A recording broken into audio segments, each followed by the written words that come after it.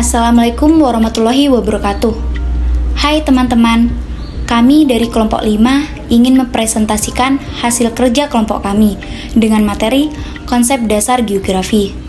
Saya, Ruka Ruski Muhania, selaku moderator, ingin berterima kasih kepada Bapak Abdus Salam MPD selaku dosen pengampu mata kuliah konsep dasar IPS, karena sudah memberikan waktunya kepada kami untuk berpresentasi. Kelompok kami beranggotakan 1. Yuda Dwi Permana dengan NIM 21488111058. Kedua, Amelia Putri dengan NIM 21488111059. Ketiga, Ruka Ruski Muhania dengan NIM 21488111060. Dan yang terakhir, Yulis Nur Aini dengan NIM 21488111089. Materi yang pertama akan disampaikan oleh saya sendiri. Konsep dasar geografi. Definisi geografi. Istilah geografi berasal dari bahasa Yunani, geo, yang artinya bumi, dan grafien, yang artinya pencitraan. Geografi adalah ilmu pengetahuan yang menggambarkan segala sesuatu yang ada di permukaan bumi. Beberapa definisi geografi yang dikemukakan para ahli geografi antara lain sebagai berikut. 1. Bintarto. Geografi adalah ilmu pengetahuan yang mencitrakan, menerangkan sifat-sifat bumi, menganalisis gejala-gejala alam dan penduduk, serta mempelajari corak yang khas mengenai kehidupan dan berusaha mencari fungsi dari unsur-unsur bumi dalam ruang dan waktu. Di sini dijelaskan bahwa geografi tidak hanya mempelajari alam beserta gejala-gejalanya, tetapi geografi juga mempelajari manusia beserta semua kebudayaan yang dihasilkannya. 2. Vernon Evans dan Glenn Trewarta. Geografi adalah deskripsi dan penjelasan yang menganalisis permukaan bumi dan pandangannya tentang hal yang selalu berubah dan dinamis, tidak statis dan tetap. Dari pengertian di atas, Vernon dan Glenn menitik beratkan pada aspek fisik yang ada di bumi, yang selalu berubah dari masa ke masa. Contoh A. Perubahan cuaca maupun iklim pada suatu tempat atau wilayah. B. Perubahan kesuburan tanah akibat dari proses erosi dan pelapukan yang sangat tinggi. Konsep esensial geografi. Konsep esensial geografi mencakup konsep lokasi, jarak, keterjangkauan, morfologi, aglomerasi, nilai kegunaan, pola, diferensiasi areal, interaksi, dan keterkaitan keruangan. Yang pertama, konsep lokasi. Konsep lokasi menjadi ciri khusus ilmu pengetahuan geografi.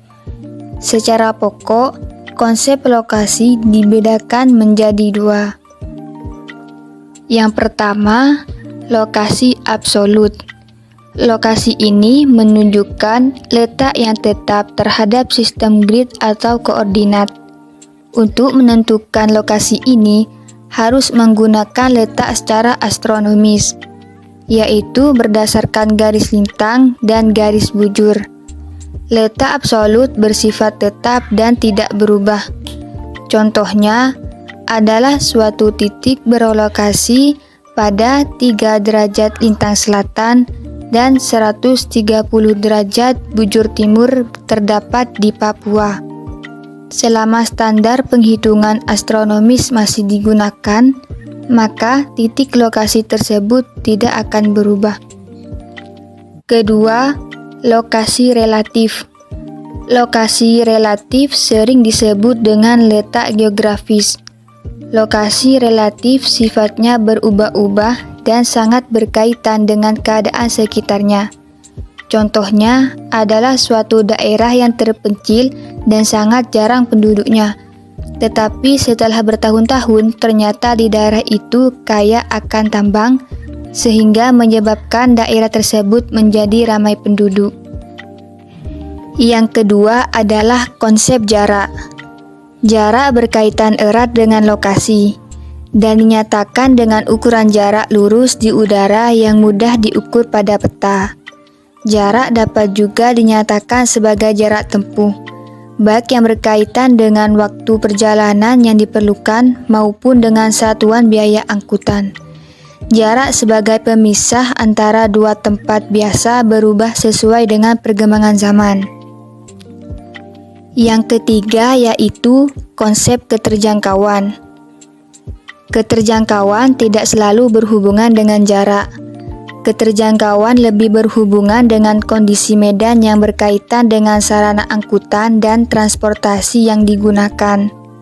Suatu tempat yang tidak memiliki jaringan transportasi dan komunikasi yang memadai, maka dapat dikatakan daerah tersebut terisolasi atau terpencil. Ada beberapa penyebab suatu daerah mempunyai aksesibilitas atau keterjangkauan yang rendah. Di antaranya, kondisi topografi daerah tersebut yang bergunung, berhutan lebat, rawa-rawa, atau berupa gurun pasir. 4. Konsep morfolog. Morfologi merupakan perwujudan bentuk daratan muka bumi sebagai hasil pengangkatan atau penurunan wilayah seperti erosi dan pengendapan atau sedimentasi.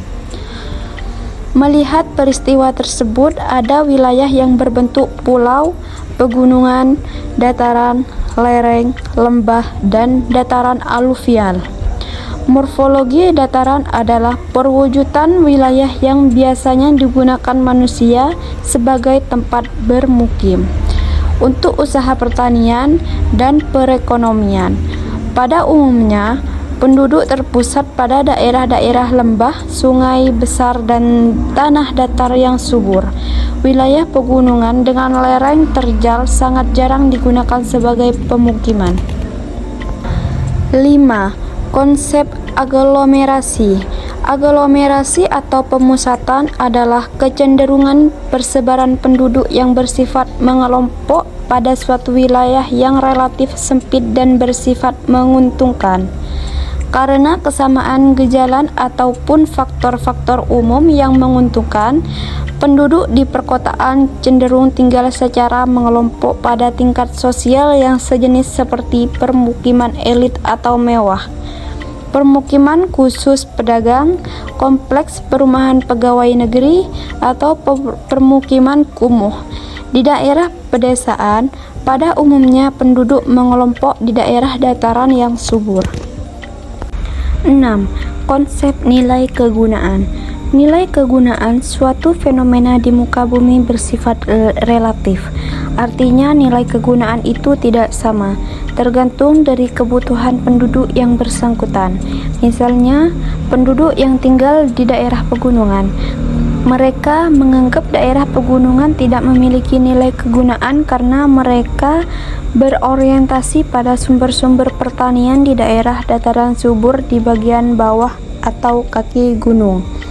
Sebaliknya, penduduk kota menganggap pegunungan memiliki nilai kegunaan yang tinggi untuk rekreasi, karena suasana alami pegunungan dapat menghilangkan penat akan hiruk-pikuk suasana perkotaan. 7.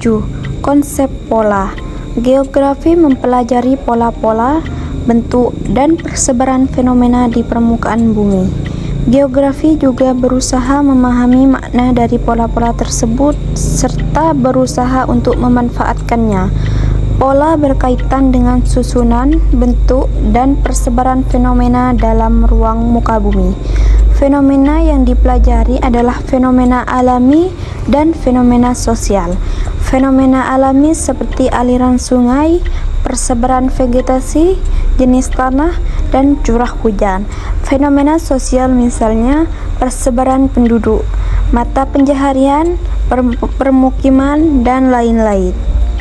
Contoh penerapan konsep pola di kawasan perkotaan yaitu Amnesia membangun kawasan permukiman dengan pola sedemikian rupa agar memudahkan masyarakat mencapai tempat kerja, sekolah, pasar, sehingga mudah menciptakan kehidupan sehari-hari yang nyaman dan sejahtera. 8. Konsep diferensial areal. Wilayah pada hakikatnya adalah suatu perpaduan antara berbagai unsur, baik unsur lingkungan alam ataupun kehidupan. Hasil perpaduan ini akan menghasilkan ciri khas bagi suatu wilayah atau region. Misalnya, wilayah pedesaan dengan corak khas area persawahan sangat berbeda dengan wilayah perkotaan yang terdiri atas area permukiman, pusat-pusat perdagangan, dan terkonsentrasinya berbagai utilitas kehidupan. 9. Konsep interaksi atau interdependensi. Interaksi adalah kegiatan saling mempengaruhi daya, objek, atau tempat yang satu dengan tempat lainnya. Setiap tempat mengembangkan potensi sumber daya alamnya dan kebutuhan yang tidak selalu sama dengan tempat lain. Perbedaan lain tersebut mengakibatkan terjadinya interaksi dan interdependensi antar wilayah. Interaksi antara daerah pedesaan dan perkotaan sangat penting perannya untuk pemenuhan kebutuhan hidup di antara keduanya. Bentuk interaksi tersebut misalnya proses pengangkutan hasil pertanian dari desa ke kota dan proses pengangkutan mesin pertanian dari kota ke desa. Interaksi juga terjadi antara kota yang satu dengan kota yang lain, baik dalam bentuk pertukaran barang dan jasa maupun perpindahan penduduk. Interaksi ke ruangan terjadi antara unsur dan fenomena setempat dengan fenomena alam ataupun kehidupan. 10. Konsep keterkaitan keruangan. Keterkaitan keruangan atau asosiasi keruangan adalah derajat keterkaitan persebaran suatu fenomena dengan fenomena lain di suatu tempat atau ruang. Fenomena yang dimaksud adalah fenomena alam dan fenomena kehidupan sosial. Contohnya adalah keterkaitan antara tingkat erosi dengan kesuburan tanah. Semakin besar tingkat erosi, maka kesuburan tanah semakin berkurang. Kesimpulannya, dari definisi-definisi di atas dapat disimpulkan bahwa pada intinya ilmu geografi terpusat pada gejala geosfer dalam ikatan hubungan persebaran dan interaksi ruangan. Bila diperhatikan, terdapat suatu kesan bahwa definisi geografi selalu mengalami perubahan sesuai dengan perkembangan dan tingkat keluasan ilmu geografi saat definisi itu dikemukakan. Namun, jika dicermati lebih jauh, terdapat suatu kesamaan sudut pandang dari para ahli tersebut. Mereka memandang permukaan bumi sebagai lingkungan yang memengaruhi kehidupan manusia, di mana manusia mempunyai pilihan untuk membangun dan merusaknya.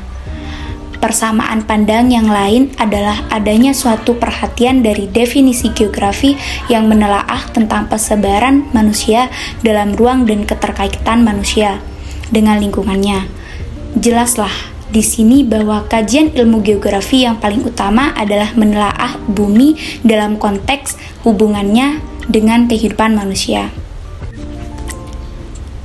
Sekian dari kelompok kami. Saya, Ruka Ruski Mohania, sebagai moderator, mohon pamit undur diri. Terima kasih. Wassalamualaikum warahmatullahi wabarakatuh.